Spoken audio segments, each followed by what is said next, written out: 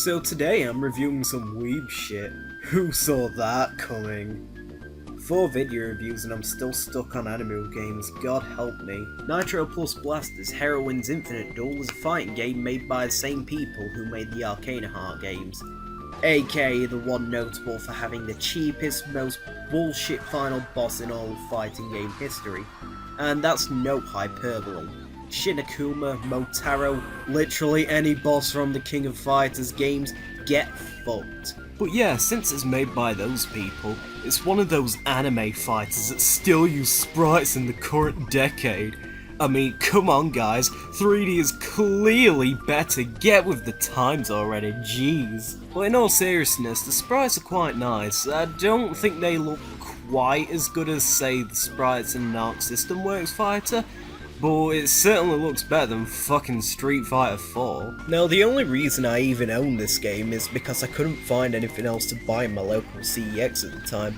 So I very awkwardly bought this because I like fighting games.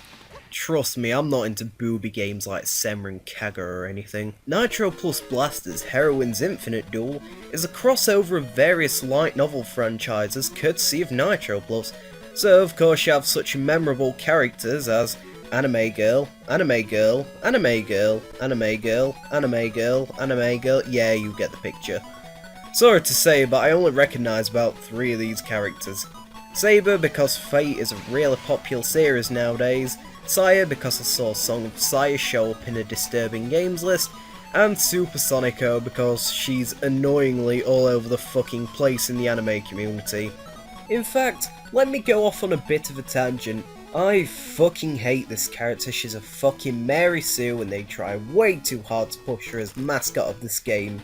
Not only is she playable, she's also an assist character, she's on the front of the box, she's the only character you don't fight in either story mode or score attack mode, she's in the menus, she's the one who gives all the characters the plot device, essentially becoming everyone's best friend, and she talks in this really fucking irritating way, which tries to be all cutesy and shit.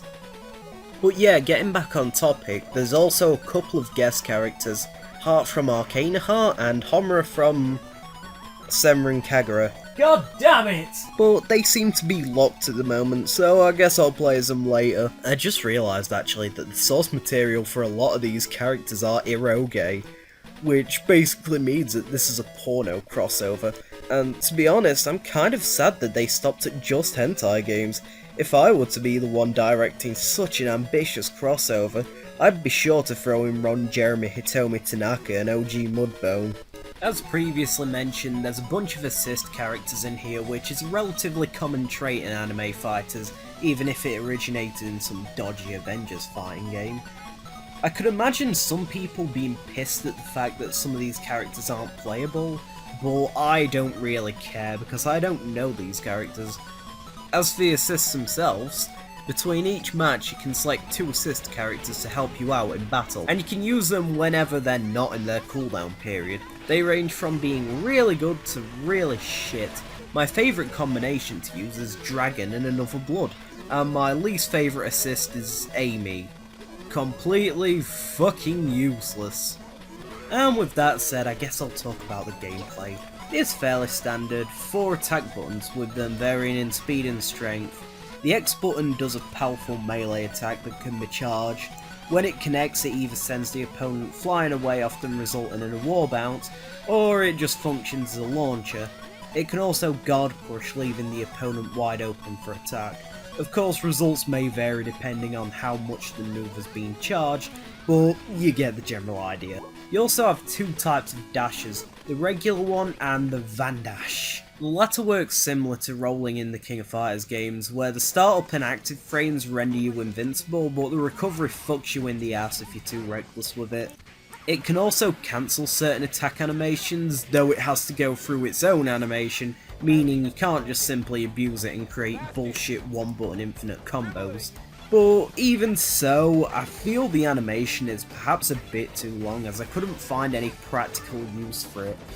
Though this is just likely something with me, as I'm not the best at fighting games. And for the last major mechanic, you have these dial-up combos, where if the first attack connects, then the opponent is subjected to a long and damaging combo based around your button inputs.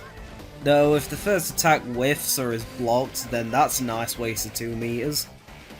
There's also a couple of other mechanics here, such as short hops, parries, and basically X Factor from Marvel 3.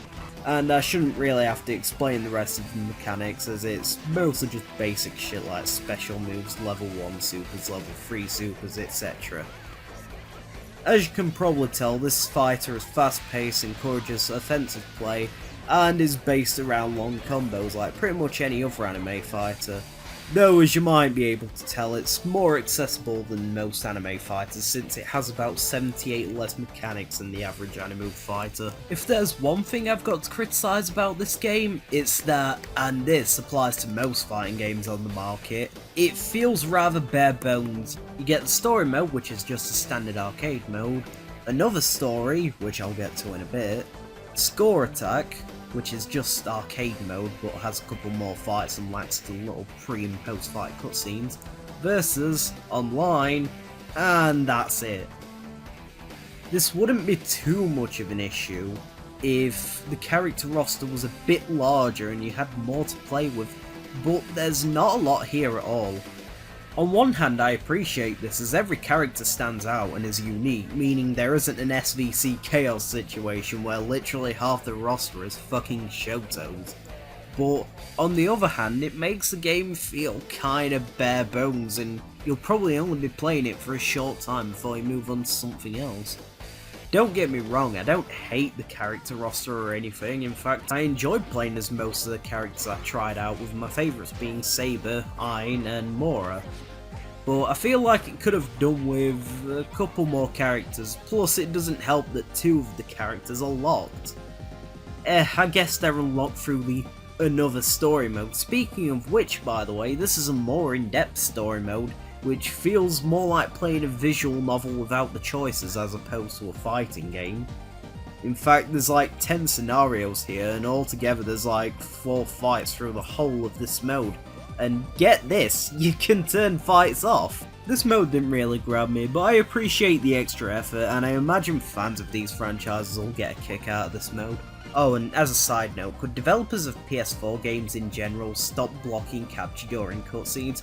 It's fucking irritating, especially when you don't even want to capture, but you get a distracting pop-up anyway.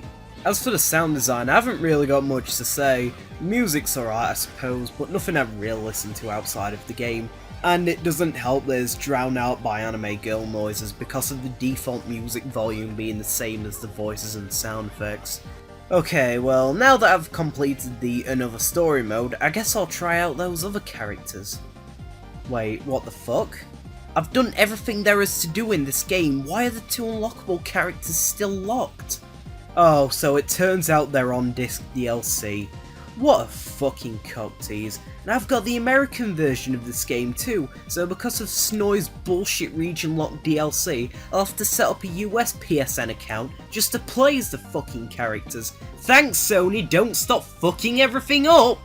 So I couldn't find any other place to put this in, but the final boss is a real pain in the ass. She has the makings of any cheap fighting game boss. She's able to outzone any character on the roster. Her attacks generally have large hitboxes and do a considerable amount of damage, not to mention the highly spammable projectiles that can combo into supers. I especially hate the fucking counter move she does, which is barely fucking telegraphed. Oh, and if she's got full meter and gets knocked down on you, that's the round over.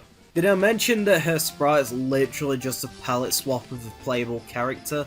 So overall, this game's pretty fun, and I recommend buying it if you're just looking for a more niche anime fighter, or if you're wanting to get into the anime fighter subgenre, as it's a great entry point and nowhere near as impenetrable as the likes of Blaze Blue. It's pretty cheap too. I got my copy for 15 quid, and the Steam version is also 15 quid, plus it includes the DLC, so yeah. The game also has enough of a scene to be featured at Anime Evo this year, so if you want to get into the competitive scene for this game, you can join today! What?